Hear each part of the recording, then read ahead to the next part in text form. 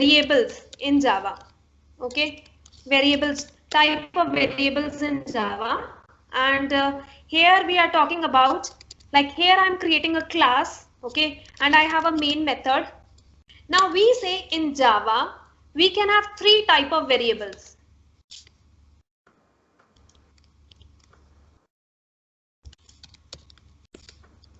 So we can have three types of variables. So they are generally like, we have a local variable, we have a instance variable, and we have something which is called a static variable.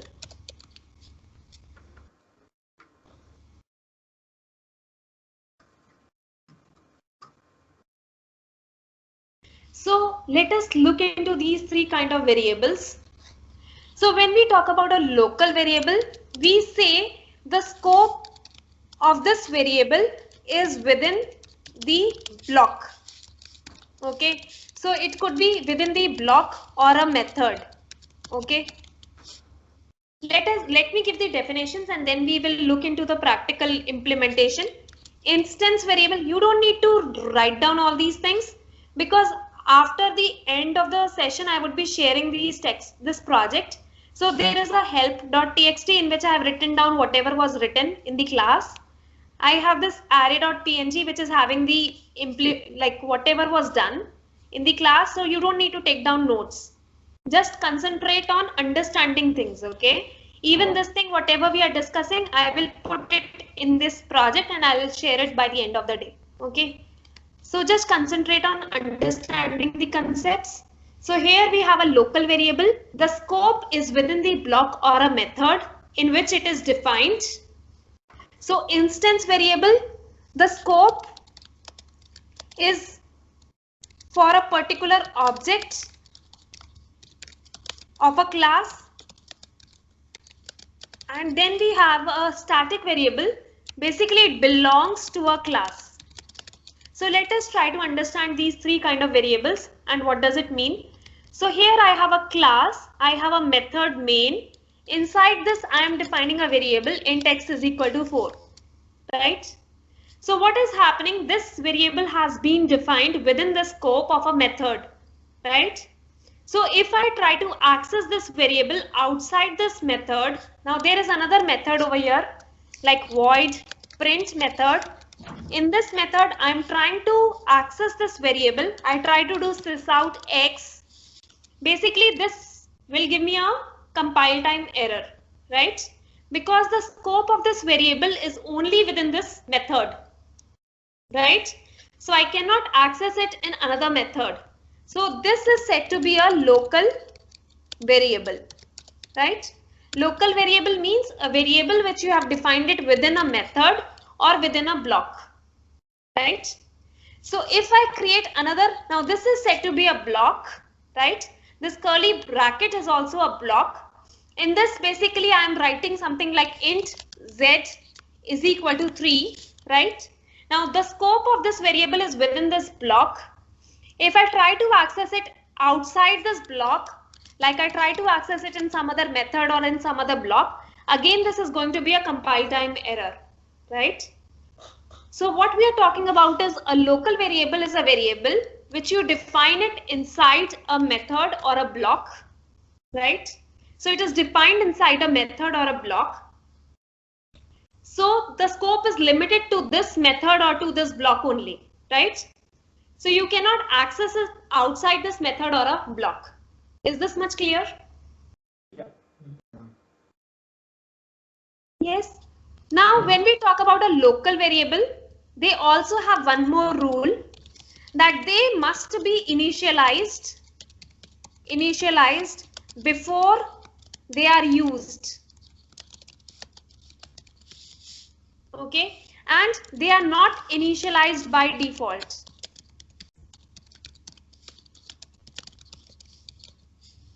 Okay, so let me paste this thing over here.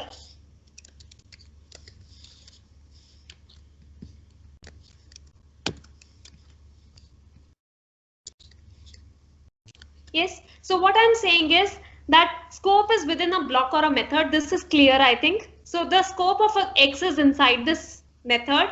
The scope of Z is inside this block. They must be initialized before they are used, right? Now suppose I do not initialize X, right? It is fine because I'm not using this variable. If I try to do sysout X, means I'm trying to perform an operation on this X, and if I am not initializing it before it, it will throw me a compile time error saying initialize the variable, right? So these are not initialized by default. You should provide a value before you try to use them. Either you are doing sysout X or you try to perform any operation like X++, right? So here the error is that local variable, you should initialize it before you are using it. Okay, so here I can do something like X is equal to 5 and then I can do sysout X. This is fine.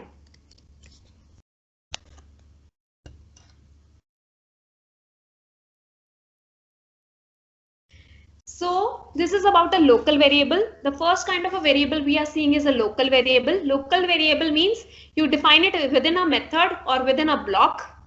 Now block means what? If I have a if statement, right? I'm saying if X is greater than 3, then basically like here I have defined a variable X. Okay, let it be inside the method. So here I'm defining it.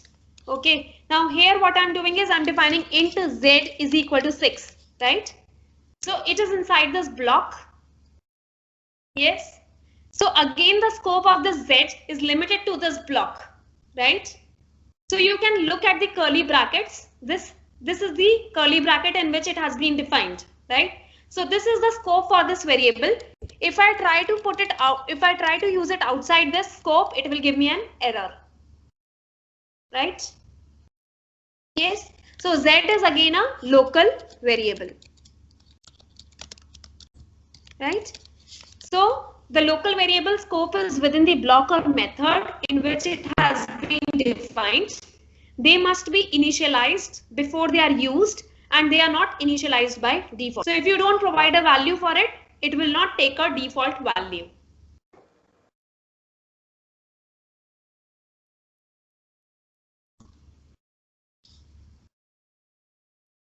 So then we have another kind of a variable which is called your instance variable. Okay, so here let me look into this. So here I have a class. I'm defining a variable like this. So this is like a integer variable 1. Okay, so now this is a variable which I have defined it inside this class. So what is the scope of this? So this is inside this curly bracket, right? Yes. So now what is going to happen? Like this variable is called an instance variable, means it belongs to a particular object. Okay. So basically what happens is, like whenever you are going to create an object of this class, right? So here I have a class demo. In this I am having a main method, right? So what I'm doing is, now here I'm creating a object of this class, right? So I'm creating instance variable obj1 is equal to new instance variable, right? And I do obj1 dot variable 1 is equal to 10. Then I have another object of this class. So you create an object using a new keyword, right? So I'm creating another object of this class. Now this be obj2. I am doing sysout obj2 dot variable 1. So what do you think is going to be the output in this case? Zero. Sorry? Zero. I cannot understand. 0. 0. So you are saying 0, right? So what is going to happen is, now this is called an instance variable, or it belongs to an object. So let us see how it works. So here what is going to happen? So first of all, like when you create an object, right? So this is an object which you are creating, right? So you have an object of instance variable class, right? So let us look into the various memory structures in JVM. So here you have something which is called your heap. Okay. So basically JVM, whenever you start your whenever you run your program, right? So what happens is it creates this memory structure on your RAM, right? Yes. So what is going to happen? Like here, there is something which is called heap. There is something which is called stack, right? So you have a memory area which is called stack, right? So what is going to happen? So heap is generally used for storing objects. Okay. So whenever you have an object, it would be stored on a heap. And stack, it refers to a thread process. Okay. So when you are running a thread, it would be storing all the local variables, or it would be keeping track of where the current execution is using the stack. So let us try to understand this. So here what I'm doing is, first I'm creating a new object. When I use a new keyword, it means I'm creating a new object of this class. So when I create an object, it has to go on a heap. Okay. So what is going to happen? It is going to create a new object, right, on a heap. And this is called, the name of the object is, it is being referred by a variable obj1, right? And this obj1, I have defined it inside my main method. So the scope of this is a local variable. It is like a local variable, right? So when you run your main method, what happens is, by default, JVM will create a main thread, which would be responsible for executing your main method. So there is going to be one thread, main thread, which is responsible for executing your main method. So what happens, like this is going to be a stack trace for a main thread. Okay. So this is your main thread, the stack trace for a main thread, where it would be keeping count of what all local variables it is creating, or step-by-step execution.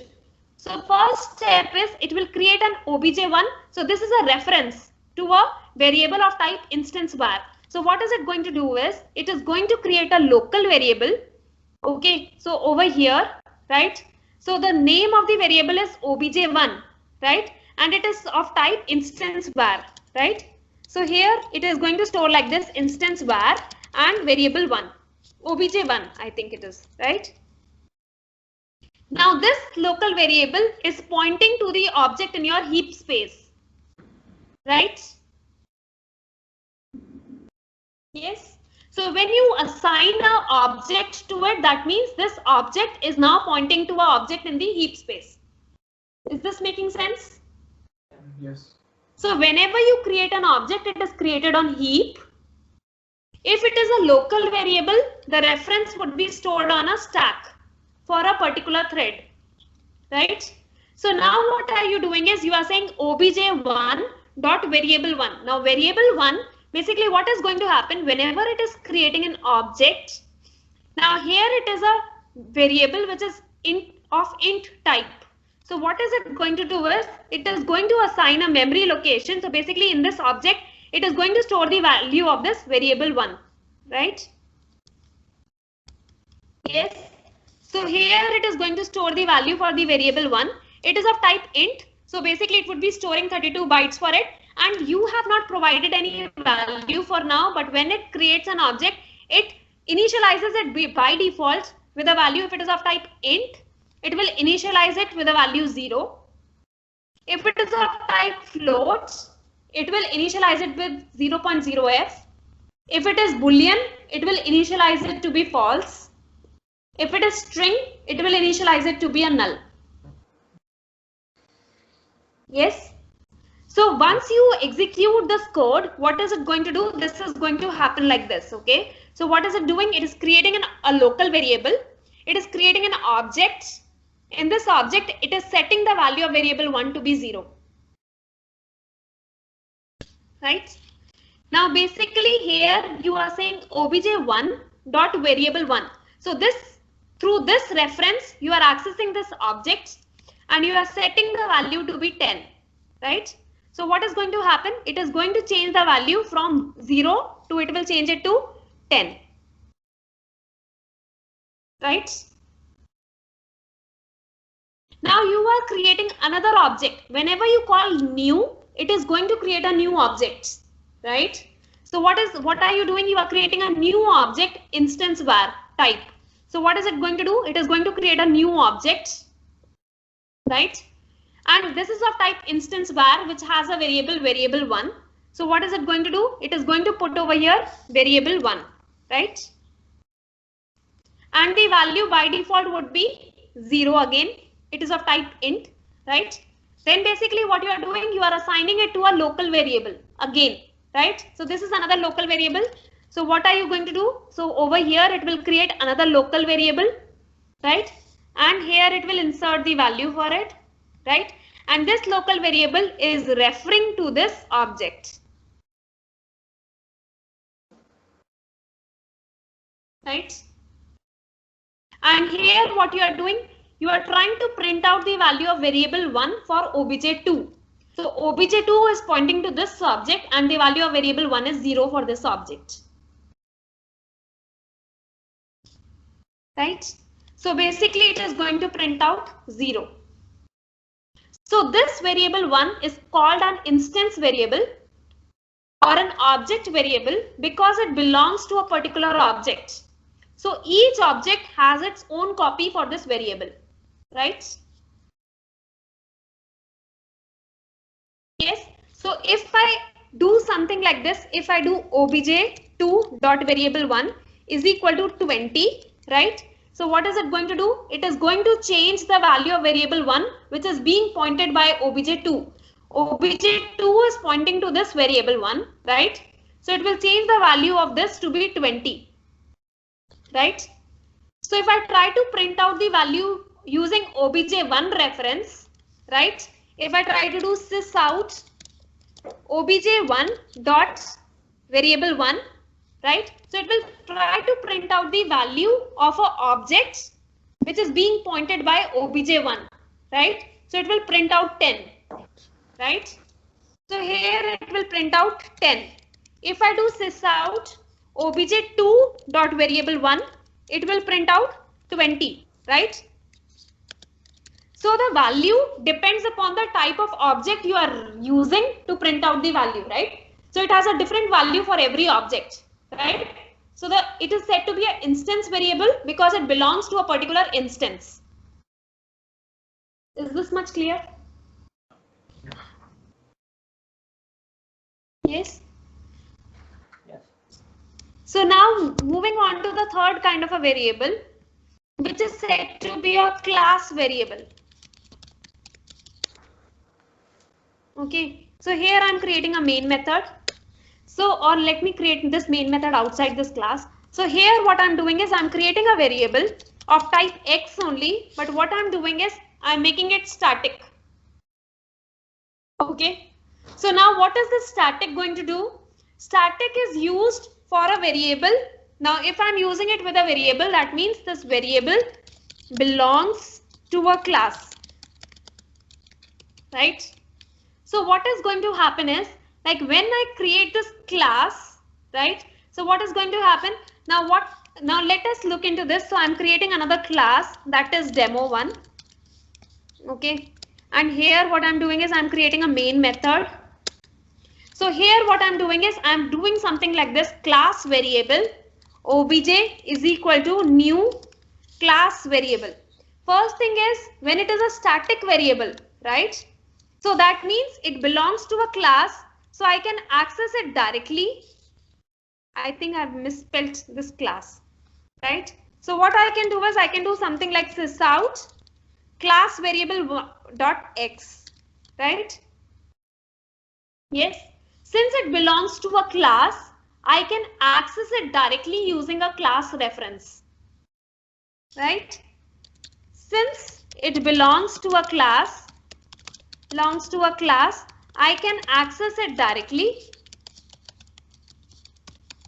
using a class reference. Now basically now the question comes, what is exactly a class variable? Why do we declare a variable to be of type static, right? When you would declare a variable to be of type static. Now it is like, let me give you an example, okay? Every student would be having its own marks, right? Every student would be having his own marks, own name, right? own some properties, right, which would be belonging to a particular student, but they may be having a property which is shared among all these students. For example, every student would be working, they would be having a class register, right, or a attendance register in which all of them would be marking their attendance, right? So the copy of this attendance register has to be shared among all the students, right? So all of them would be working on the same attendance register, right? So it does not belong to a particular student. It belongs to a class, student class. So all the objects would be sharing the attendance register in which they would be marking their attendance, whether they are present, whether they are absent, right? Yes. So in that case, it does not belong to a particular object. Instead, it belongs to a class, right? So in that case, we would make that variable to be static. So since it belongs to a class, I can access it directly using the class reference. Now let me show you something. So I'm creating an object of this class variable. I do something like obj is equal to new class variable, right? And if I try to do sys out obj.x, what will happen? Would I be able to access it using a object reference?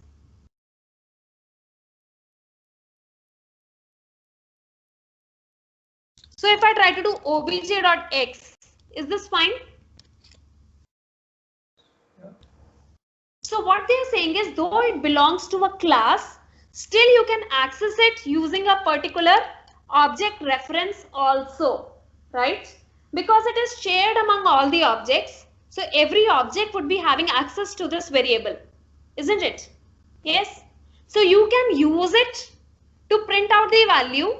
To basically you can access it using a particular object reference also.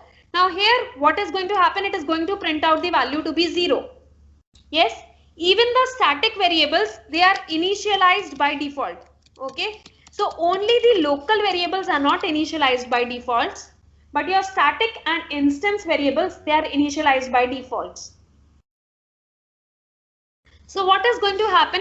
Now here if I do something like obj.x is equal to 20, right?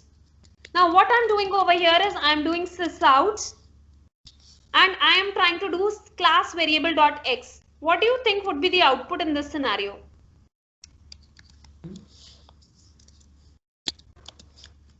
Yes.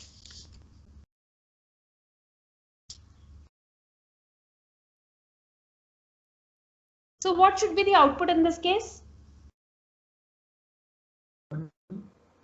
Yeah, it is going to be 20. Now let us see internally how things are working. Okay. So basically let us see. So here I have a class. I have a static variable. So what happens is, now there is one more space, one more memory area over here. Now which is considered to be a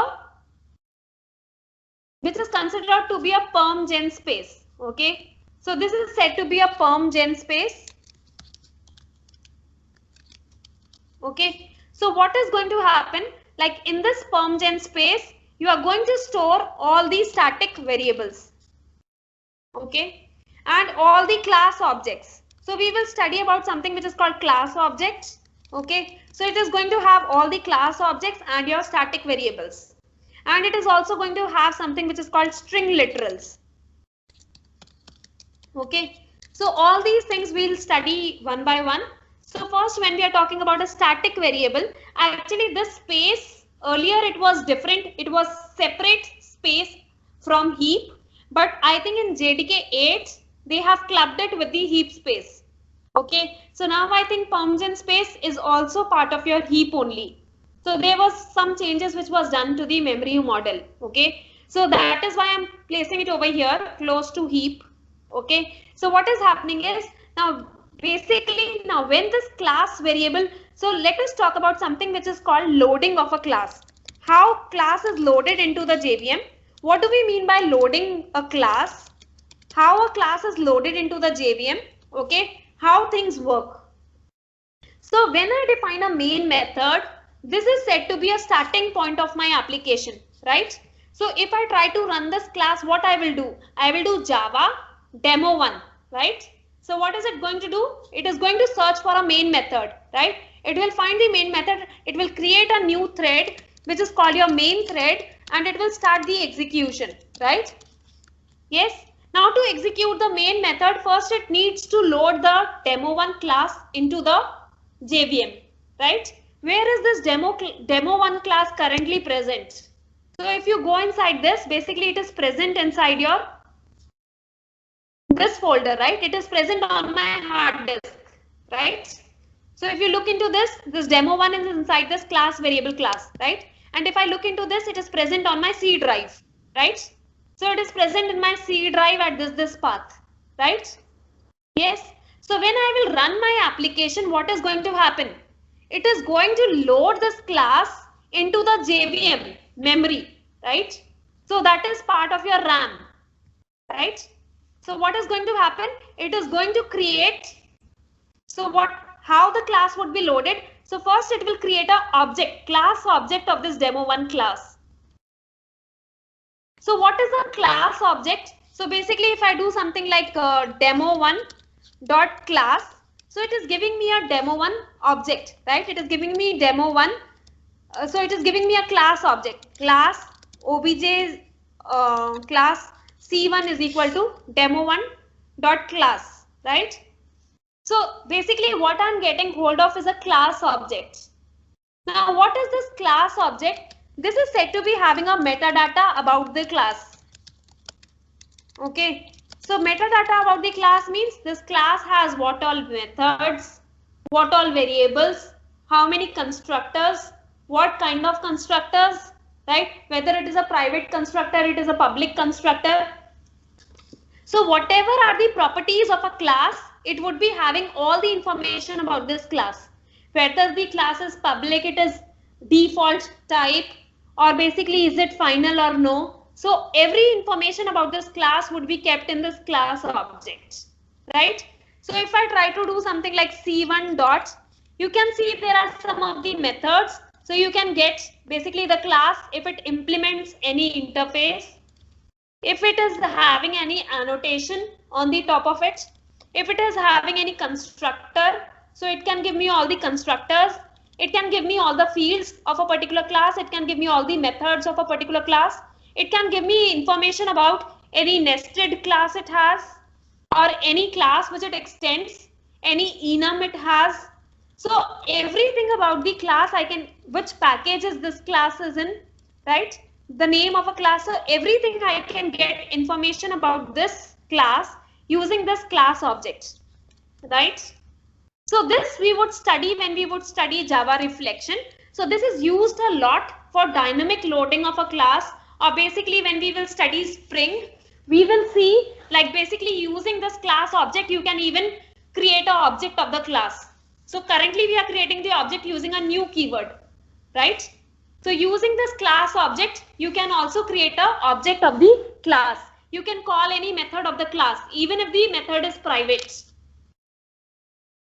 Okay, so using this class object, you can do a lot of things. You can access the private variables, you can call the private method, you can call the private constructor and create the object of the class. So we will see all this when we will study reflection, right?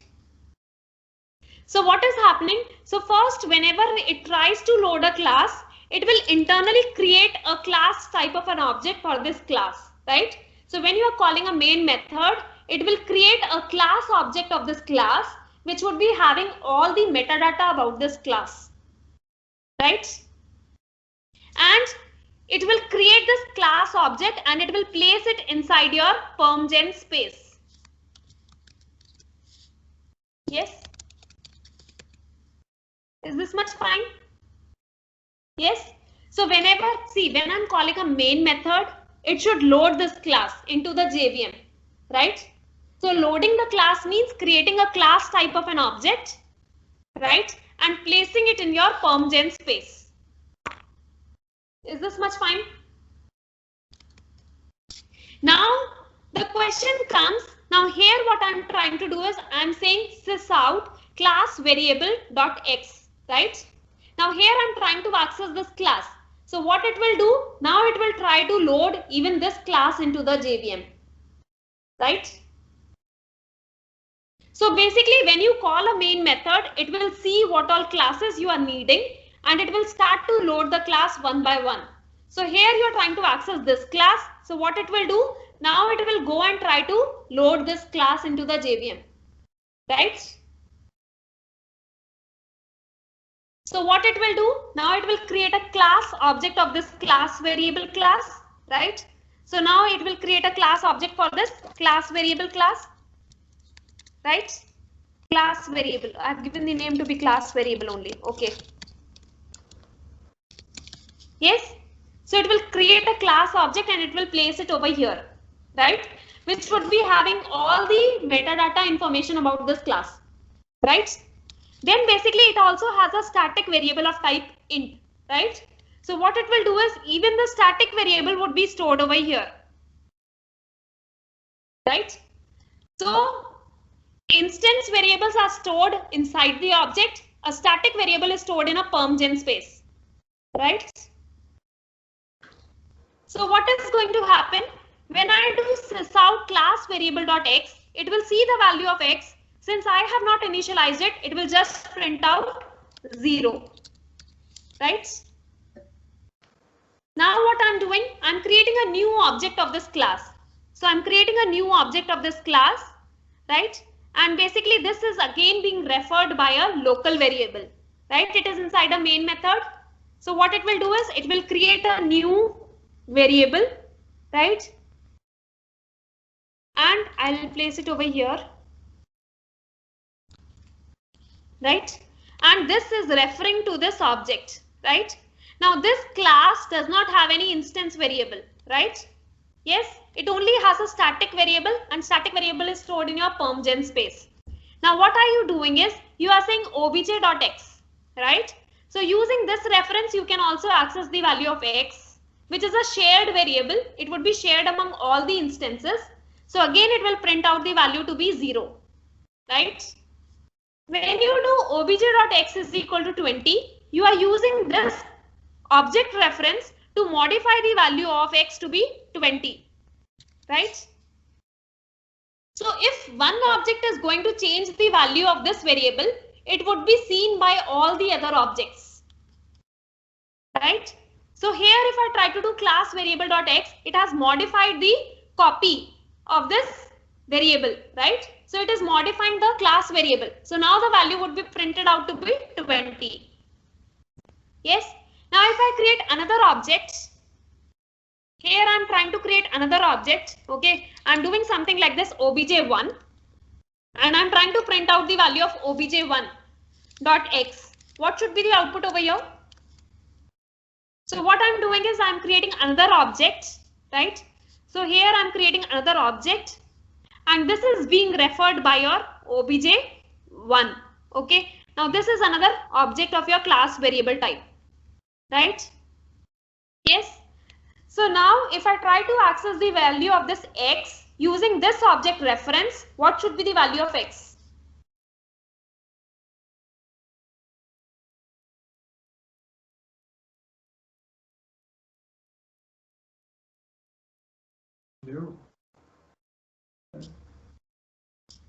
By 0.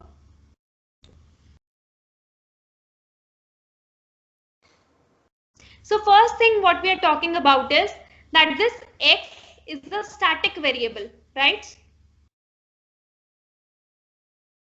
So instance variables, each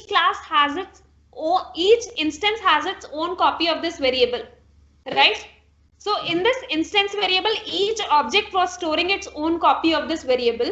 But when it is a static, the static variable is placed on a permgen space and it is shared by all the objects of the class. So if I'm trying to print it, so here let me put it. So here it is your class variable. So this is another object, class variable obj1, right? So what I'm trying to do is I'm trying to print out the value of x using this object reference, right? So what should be the value of x?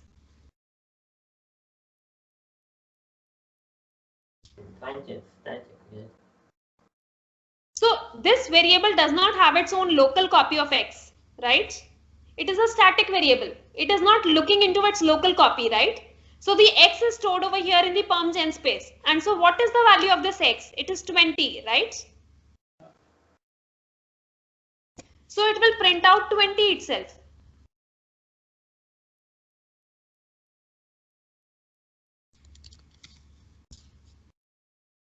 Is this making sense? Yeah. So if I do over here obj1.x plus plus, and here I do sysout obj.x. So what should be the output? 21. Yes. So even if one object is doing a change to this variable, right? So the change would be reflected to all the objects, or even if I do something like obj.x plus plus, and then I try to do sysout class variable.x, right? So what should be the value over here?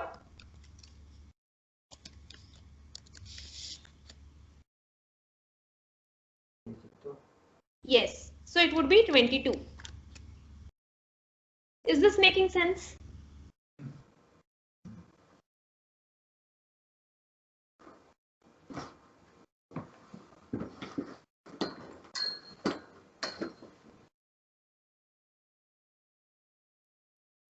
Any doubts anyone has in this? That means the OBJ1 has is the value of OBJ1 is referred to the pageant's space, the static. They are same value. I'm a little confused with this. Sorry, what is the question? OBJ1 is? So OBJ1, what's the relationship between the OBJ1 and the static you define in the class? Okay, so basically the thing is like here this x belongs to a class, okay? So but it can be shared, it is shared among all the objects, okay? So all the objects of this class can refer to it, okay? Yes, but it is like a shared copy which is being shared among all the objects. So instead of each object having its own local copy, the static variable is actually only one copy of this object is created, of this variable is created, and it is shared among all the objects. Is this making sense? Oh, okay.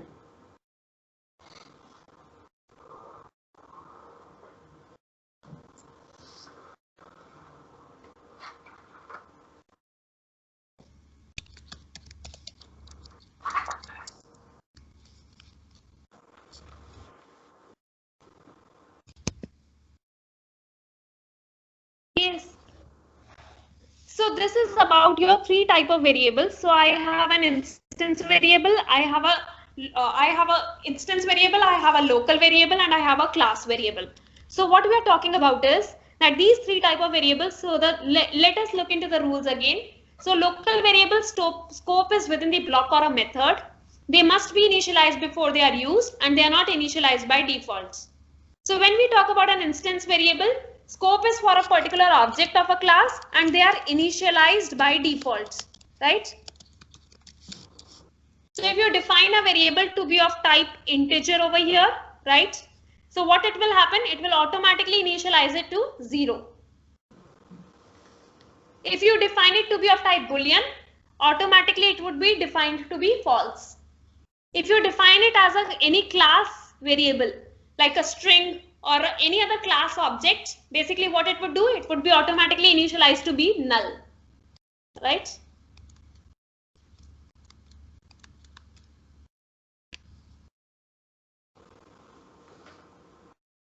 Let me give you a question on this. So let us try to understand this in more depth.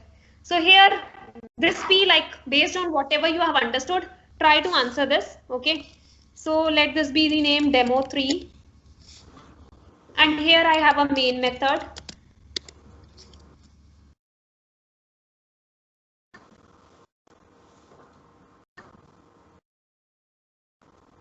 So here I have something like integer x is equal to 5 and I'm doing static int count is equal to 0, right?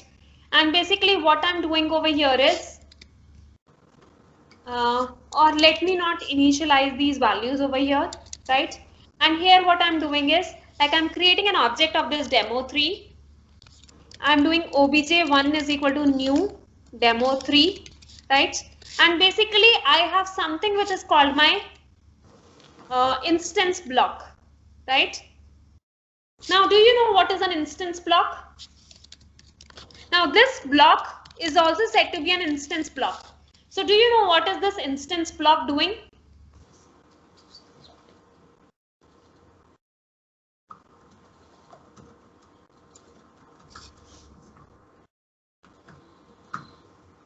So, this instance block is executed before the constructor is called.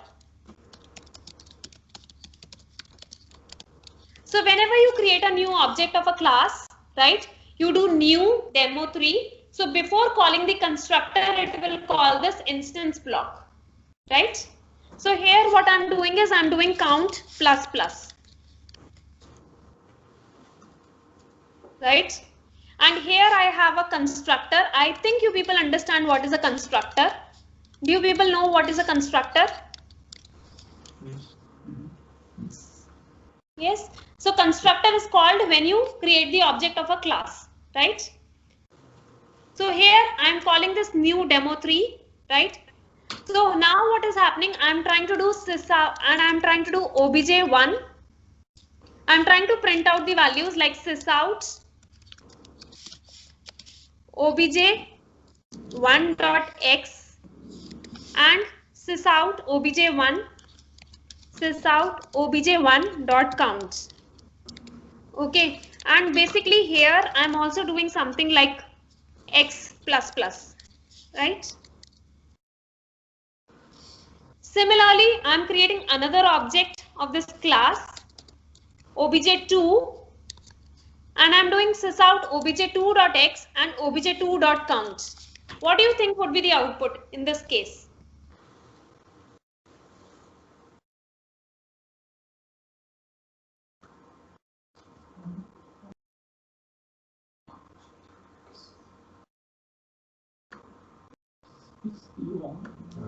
One, two. 3-1 and 2. I just heard one person saying 1, 1, 1, 2. Anyone has a different answer?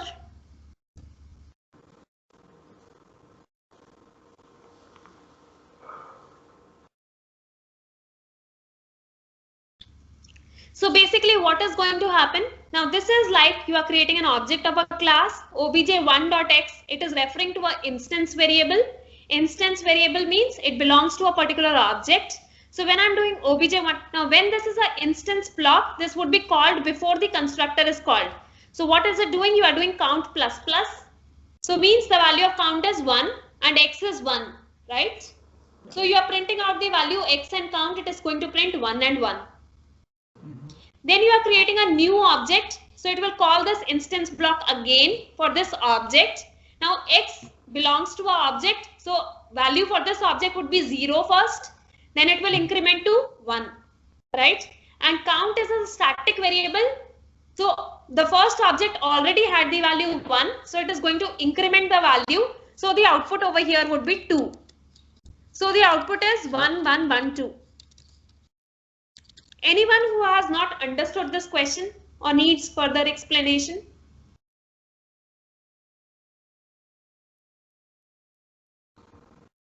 So why the third one is 1?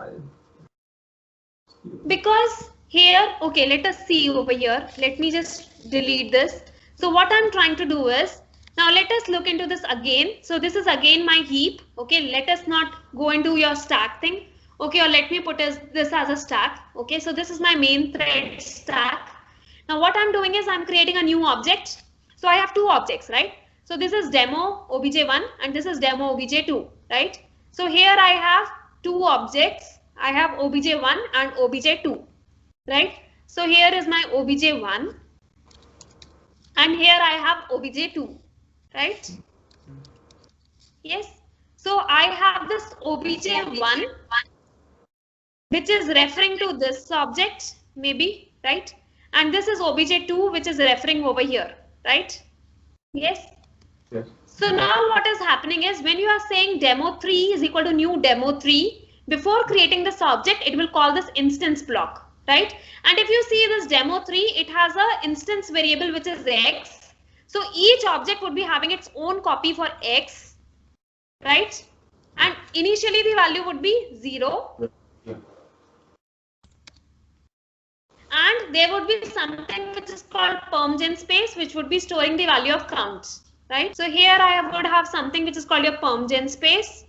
And basically here it would be storing the value of your counts, right?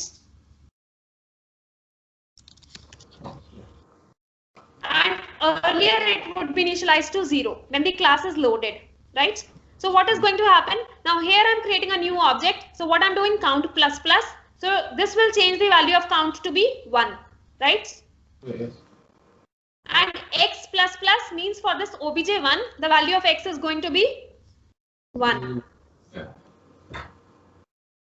You are doing 1 plus plus, right? So it will change to 1, right? Then you are doing demo3. Now you have obj2. Before it creates the constructor, it will come inside this. It will do count plus plus. So now the value of count has changed to 2, right? Oh. And here it is doing obj2.x. So what is it going to do? It is going to change its own local copy also to 1. Okay. So here if I try to do something like sysout demo3, that is my demo3.x. So demo3.counts.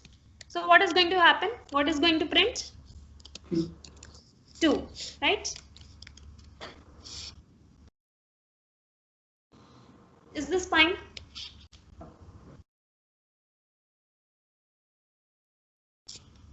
Yes. So when do I create a variable to be static?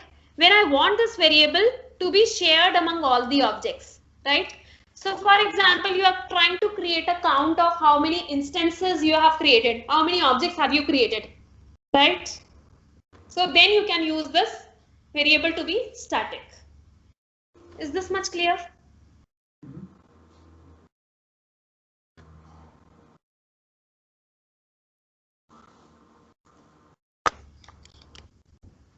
So going back to the rules, it belongs to a class, right? So basically, it is also initialized by default, right?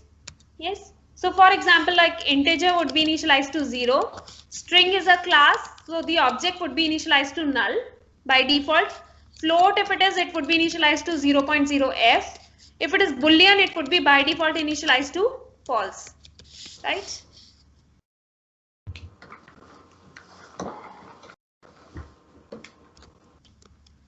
So here I'm creating another file with the name help1.txt and here I'm placing it. Okay, so this is like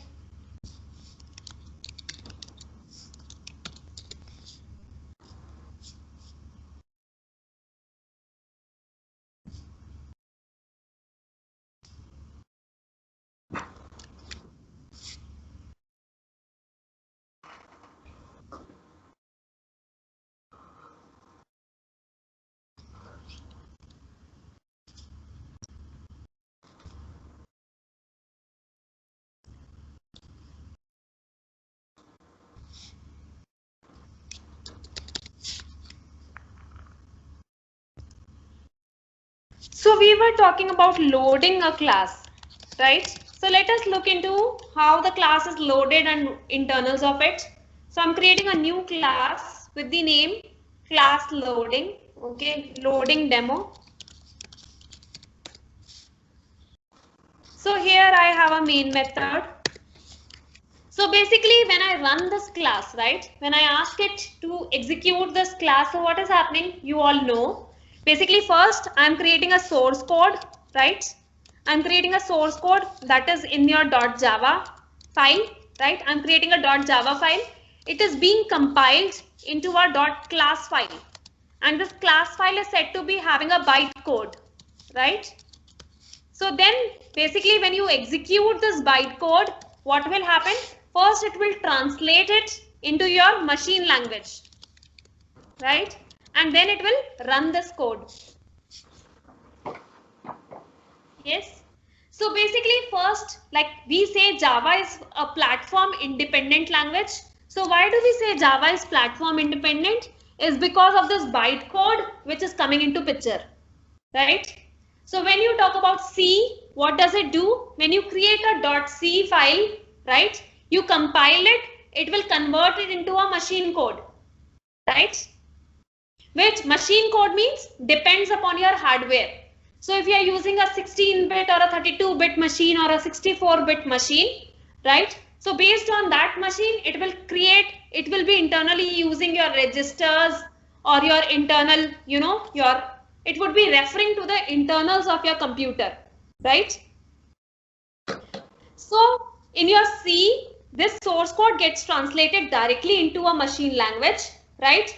So basically, if you have compiled a code on 32-bit machine, you cannot use it on a 64-bit machine.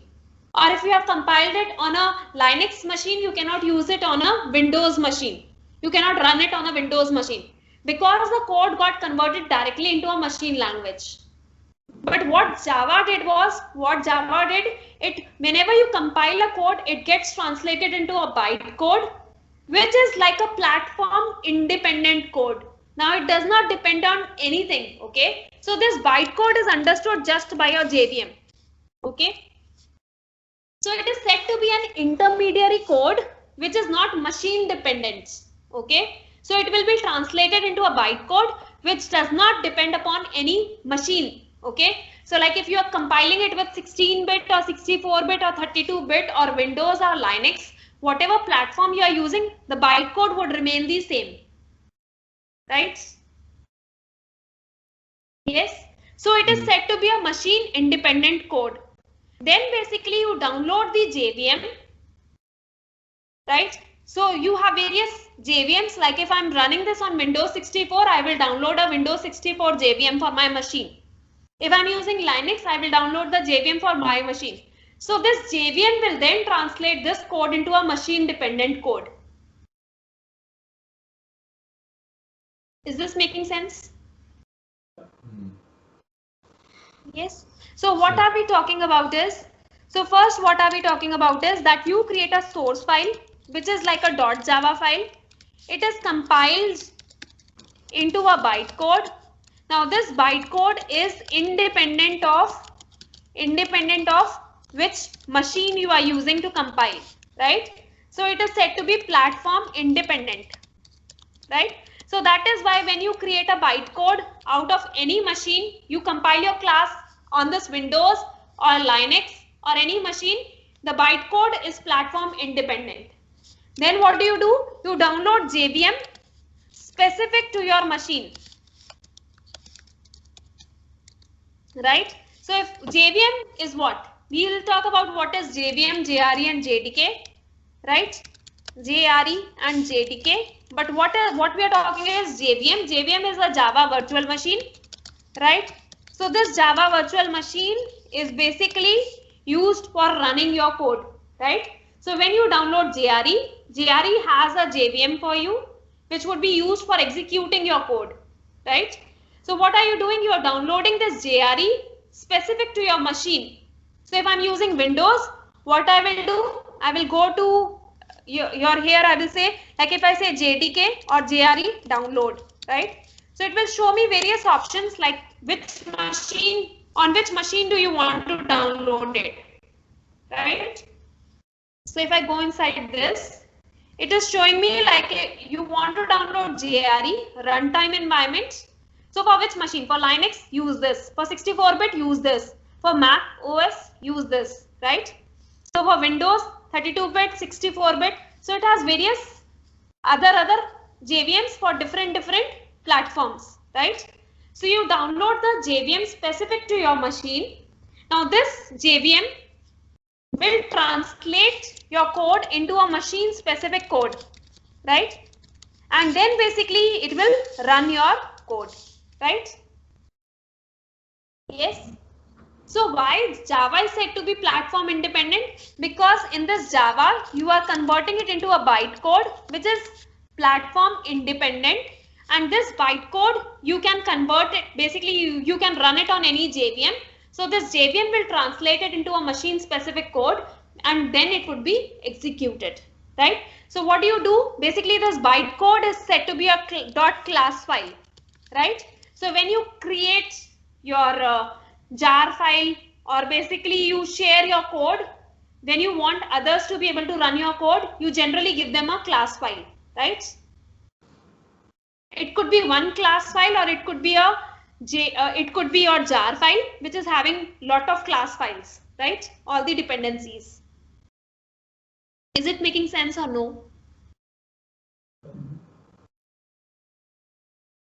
So do you understand what is JVM, what is JRE and what is JDK?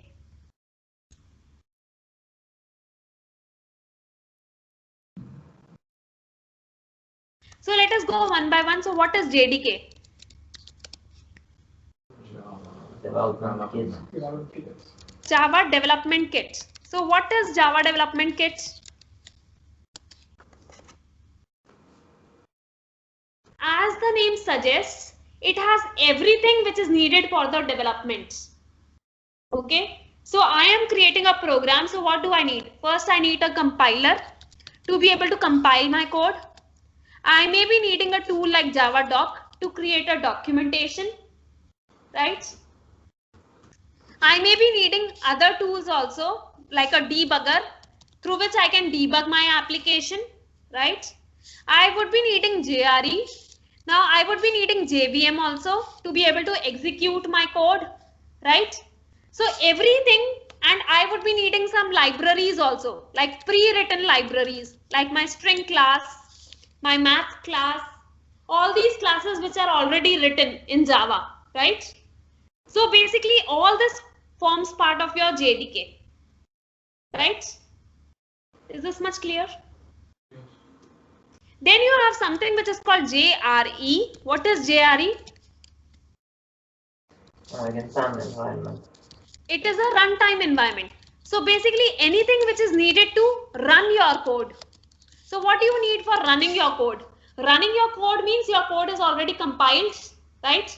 So you don't have all these utilities, right? So basically what do you have? So here you have JVM and some of the libraries which you would be needing to execute your code, right? Some dependencies. For example, again, your java.lang package, util package, so all these things.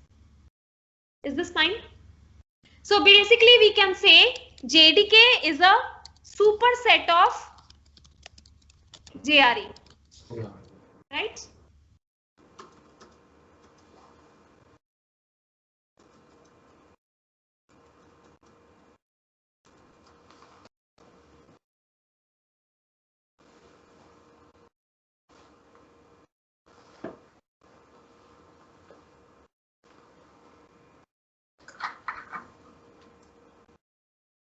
Now this Eclipse, when I'm using Eclipse IDE, right? This Eclipse has a inbuilt compiler. Okay. Yes. So it has an inbuilt compiler which is compiling my code, right? So what is going to happen? So even if I add over here JRE, it is fine, right? Basically Eclipse has its own inbuilt compiler. So I don't need, to add JDK over here, right? So Eclipse has its own debugger, right? It has its own compiler. So basically in Eclipse, even if I add JRE to my project, it is fine. Okay. Is this making sense?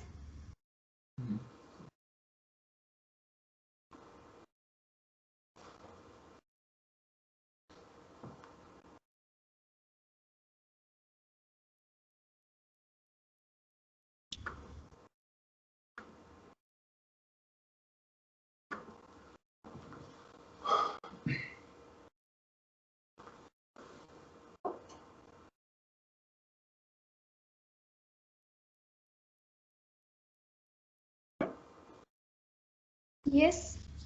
But if you are not using any IDE, if you are using a notepad, to write your Java code, then you need compiler, right? To compile your code. So then on your machine, you should download JDK. Is this fine?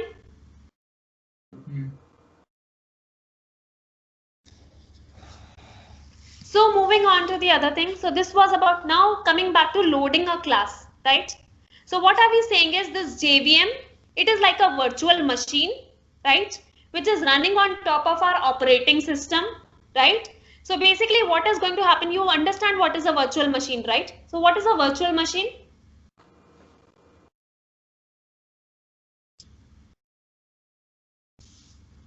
So have you ever heard about virtual machine? Yes. So what is a virtual machine?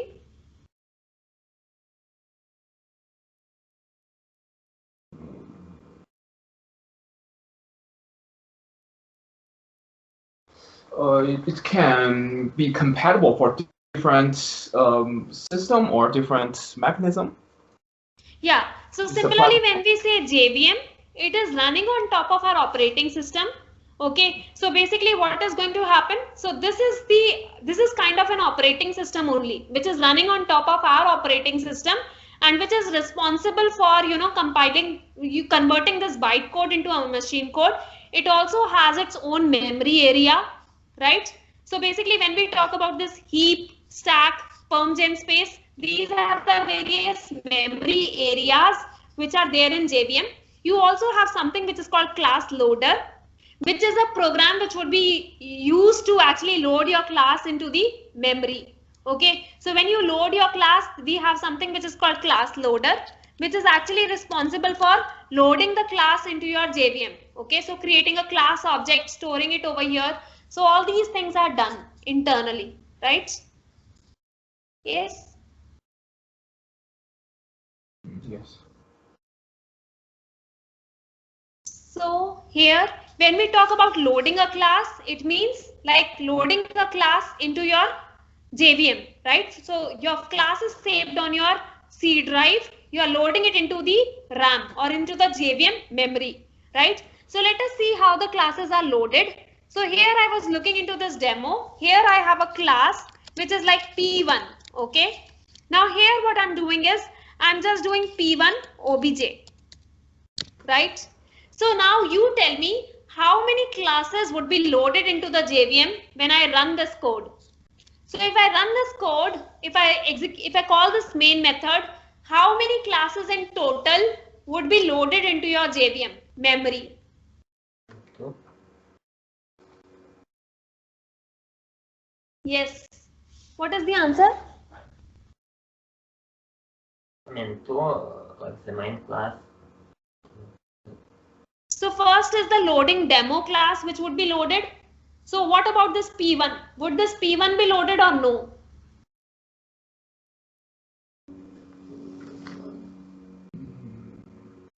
We don't create an instance of it, so Should be initialized or So you are right, since you are saying like we did not create an instance of it, right? So we just created a local variable, right? So we just created something like a local variable, right? So basically it is not going to load this class into the memory, right? So other than loading demo, there would be some other classes also which would be loaded into the memory. So let me try to run this program. So what I'm going to do is run as run configurations. And here in the argument, I'm going to change it to be, one second now, I think, yeah. So here I'm trying to change it to be, I think it is referring to some other class. Let me change it to your, which is the class which I'm loading demo, right? I want to run this class. And here I'm adding the argument verbose class, right? And let me run this code. One second now. What happens?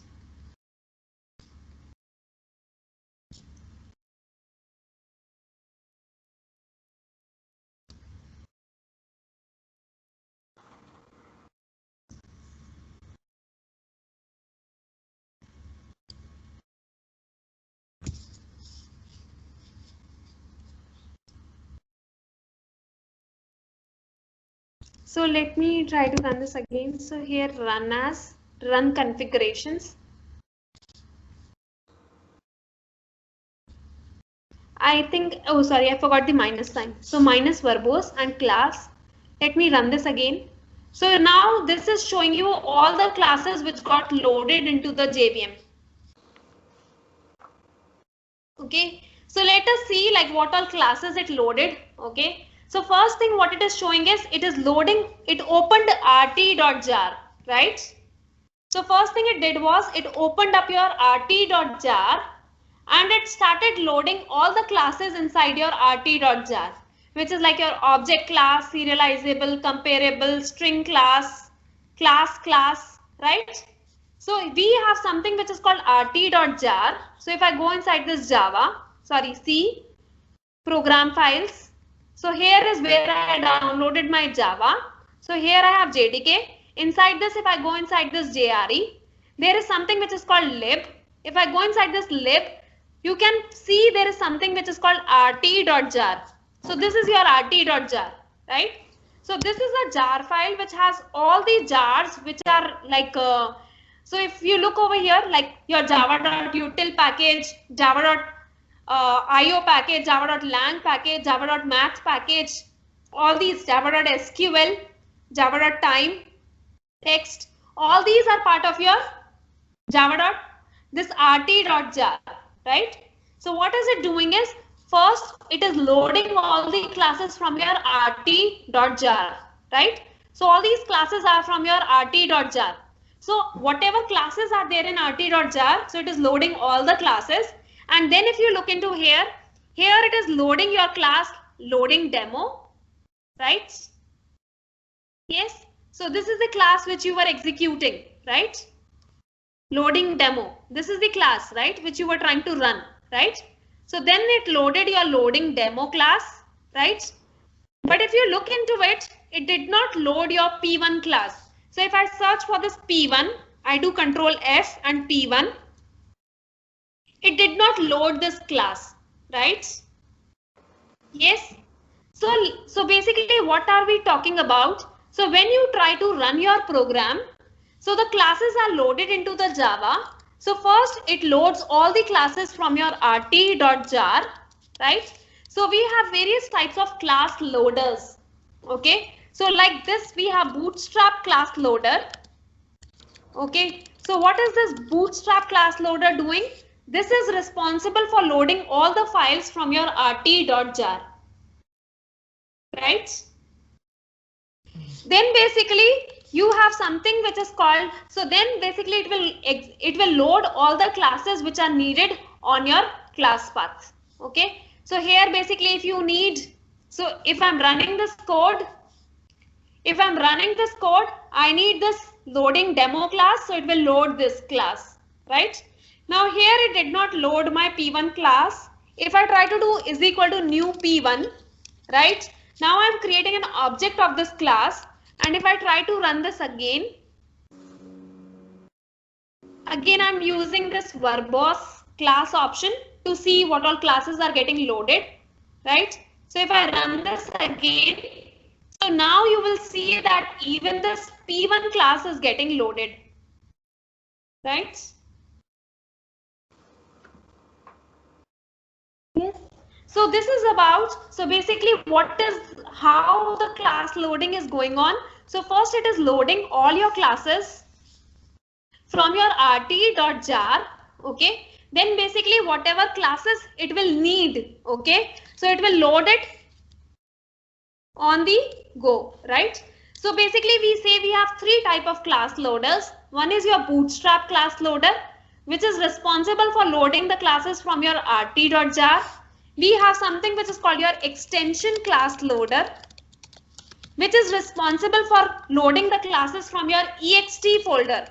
So if you look into this JDK again, so you have this rt.jar, you also have something which is called your ext folder. So all the classes inside your ext would be loaded by your extension class loader, right? So these extension class loader files are not loaded by default. They would only be loaded if you use them. Okay. So if I'm not using this any class inside my application, these would not be loaded, right? And the third thing what it is doing is we have something which is called system or application class loader. Okay, so basically which is responsible for loading all the classes on my class path. Okay, so for example, this is my own class loading demo which I am creating it. So this class would be loaded by my application class loader. You can create your own class loader also. So if you see, there is something which is called class loader. Okay, so there is a class loader which is an abstract class. If you override this abstract class, if you inherit it, right, so you can write your own class loader. Okay, what is the work of this class loader? It will actually decide how the classes would be loaded into the JVM, right? Now basically if you see, we talked about your extension class loader. So this is also a class which is written in Java, right?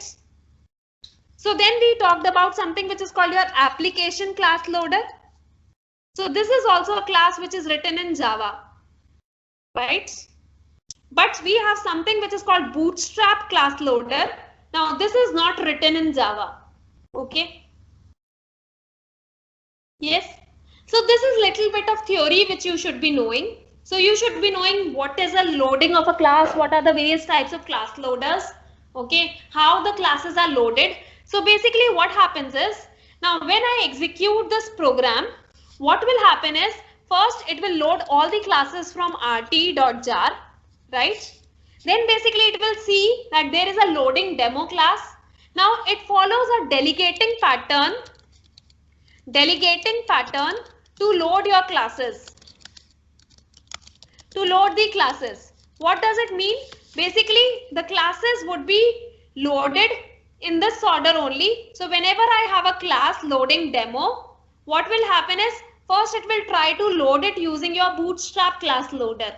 But the Bootstrap class loader only loads classes from your rt.jar, right?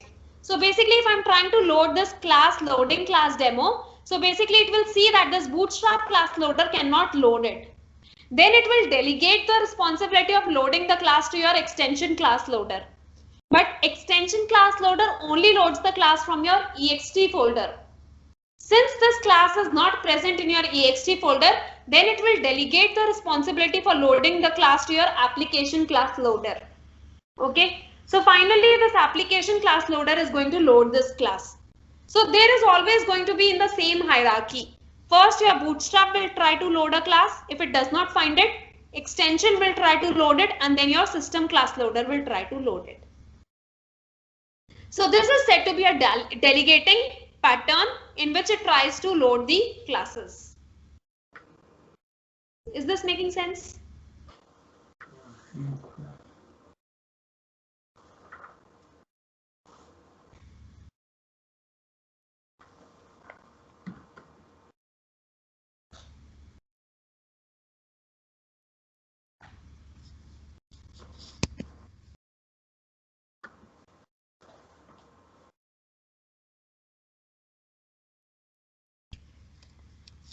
So I'm putting this thing over here. So basically to run this, what you need to use is, you can put this as a argument, JVM argument. So it will basically show you all the class files which it loaded into your JVM.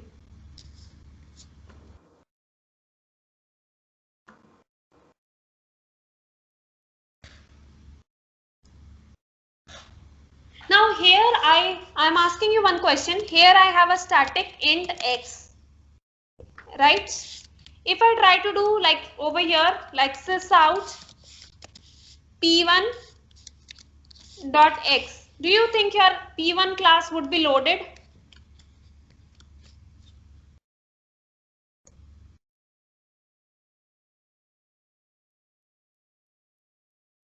Yes. Yeah. Yes. So your p1 class would be loaded, and basically as it is loading the class, it will initialize your static variable, right? So static variable would be initialized when your class is getting loaded. Okay, so it would be initialized to a value 0, right? Is this much clear?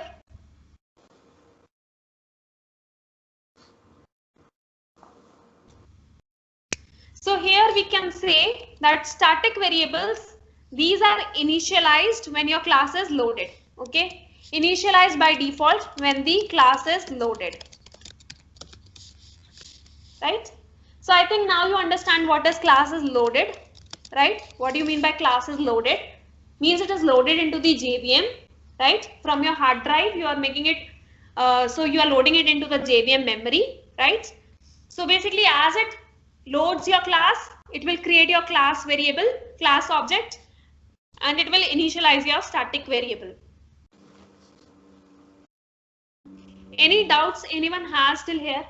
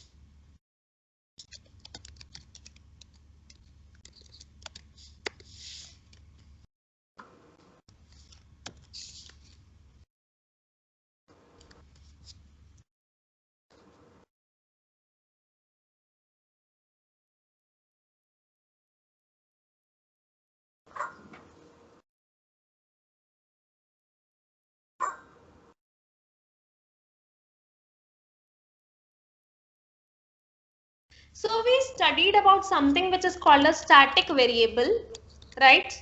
So static variable means it belongs to a class.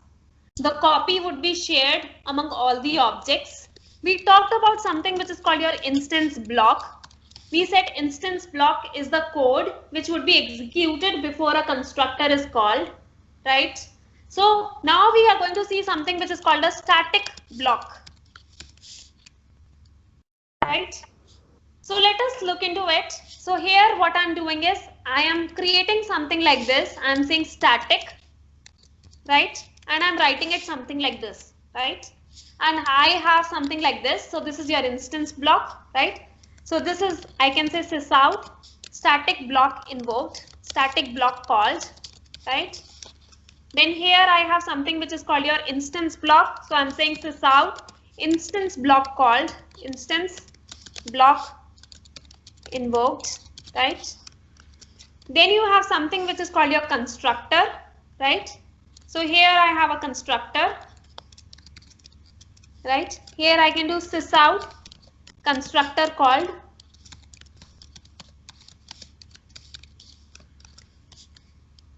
right?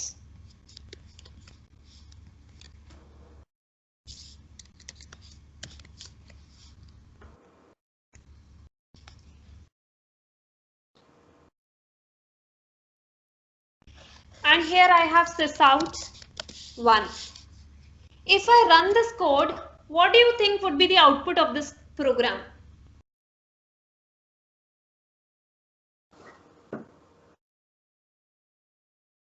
Static block, instance block, constructor.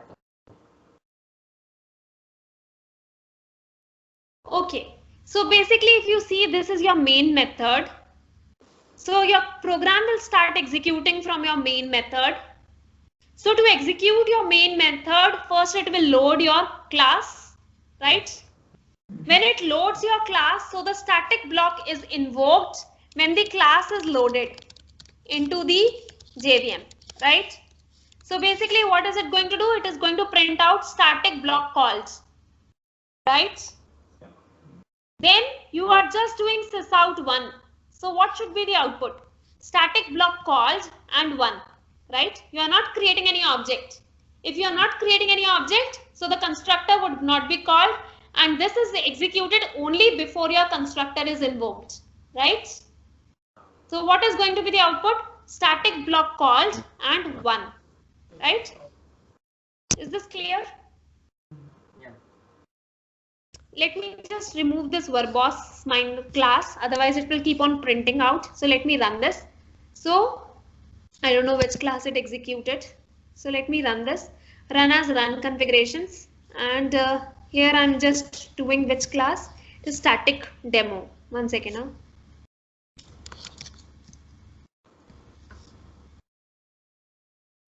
So it is saying static block called and 1, right?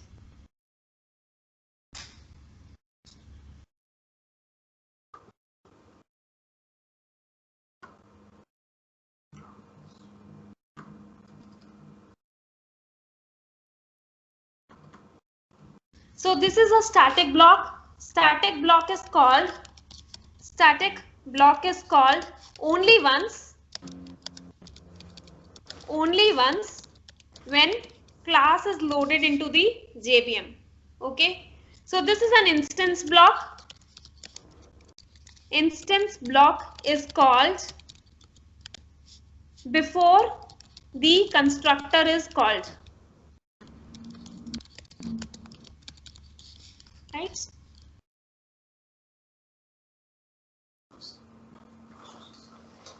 So for every object you create, it is first going to call the instance block, and then it is going to call your constructor. Is this much fine?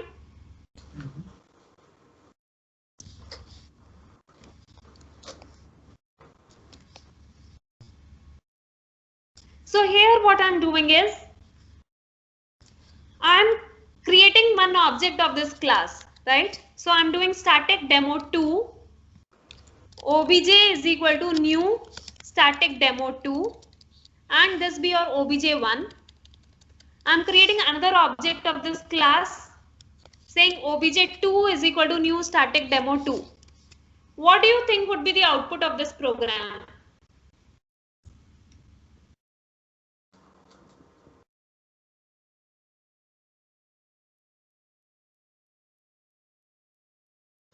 Static 1 instance constructor. So static block called, then 1, then instance block invoked, then what? Controller is called. Then constructor called, then what? Instance block invoked. Yeah, so instance block invoked, and then again constructor called, right?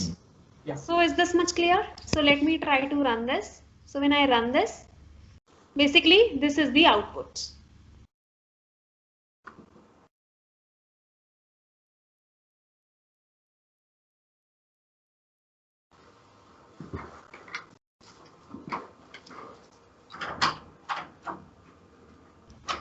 So with this, let us take 10 minutes of a break, and we will resume at 4 o'clock, right?